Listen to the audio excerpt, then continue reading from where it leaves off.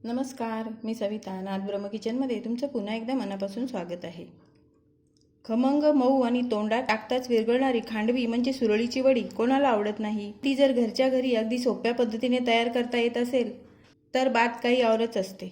अशी सुरळीची वडी आज आपण बनवणार आहोत. बेसन आणि ताकाच्या मिश्रणातून तयार होणारी ही पारंपरिक रेसिपी नाश्त्यासाठी किंवा पाहुण्यांसाठी अगदी परफेक्ट आहे.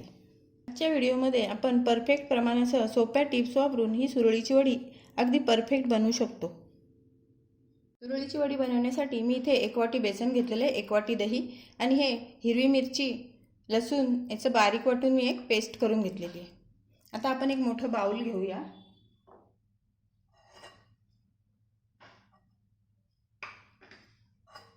त्याच्यामध्ये हे 1 वाटी घेतलेलं बेसन,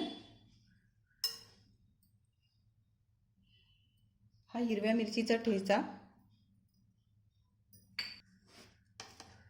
अर्धा चमचा मीठ, पाव चमचा हळद आणि हे 1 वाटी दही याच्यामध्ये टाकून मिक्स करून घेऊया. 1.5 वाटी पाणी याच्यामध्ये घालते. आपल्याला याची एकदम पातळ पेस्ट करून घ्यायची आहे.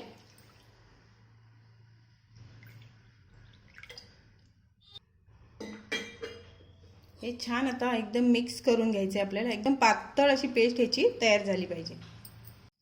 बेसन आणि दही छान मिक्स झालेले आहे. पाणी टाकून आपण त्याच्याचं छान पातळ बॅटर तयार करून घेतलेलं आहे. आपण ते आता गाळून घेऊया. ज्या पॅनमध्ये वडी करणार आहे मी त्याच्यामध्येच हे सगळं गाळून घेते. म्हणजे त्याच्यामध्ये आपण जी मिरची, लसूण वगैरे वाटलेलं आहे ना ते जाडसर राहायला नको, म्हणून हे छान गाळून घ्यायचे आपल्याला. तर हे आपल्याला गॅसवर ठेवून घट्ट होईपर्यंत शिजवून घ्यायचे. लो टू मीडियम गॅसवरती हे आपल्याला असं सतत ढवळत घट्ट होईपर्यंत शिजवून घ्यायचे. सुरळीची वडी बनवताना शक्यतो तुम्ही नॉनस्टिक पॅनच वापरा. नॉनस्टिक पॅन वापरल्याने ना बेसन खाली तळाला चिकटत नाही. आपल्या मिश्रणाला 5 मिनिटं झालेली आहेत. अजून हे थोडंसं घट्ट होऊन द्यायचं आपल्याला.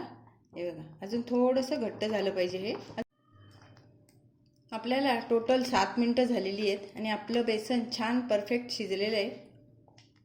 तर मी गॅस बंद करते आणि हे आपण तूप लावलेल्या ताटावर आता काढून घ्यायचे. मी इथे असं ताटांना तूप लावून घेतलेलं आहे. त्याच्यावरती आपण हे थोडं थोडं मिश्रण टाकून घ्यायचं आहे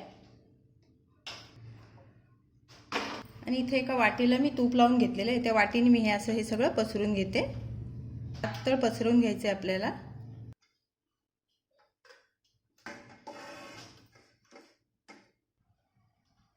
असं हे छान पसरून घ्यायचंय. मी ह्या दोन्ही ताटांवरही तसं पसरून घेते. आता हे थंड होऊन देऊया आपण.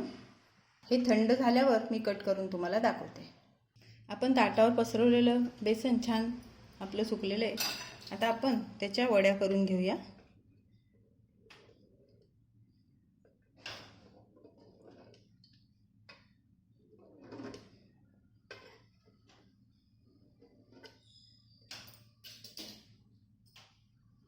पाहू शकताय बघा किती सुंदर निघतायत त्या एकदम.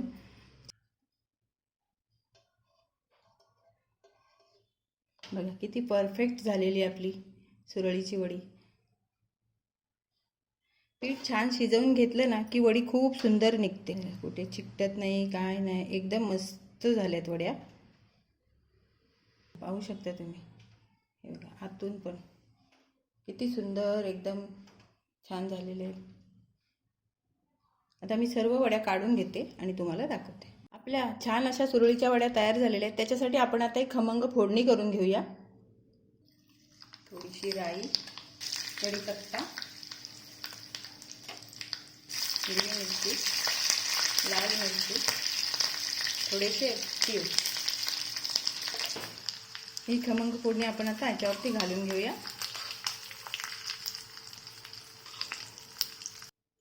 थोडंसं खोबरं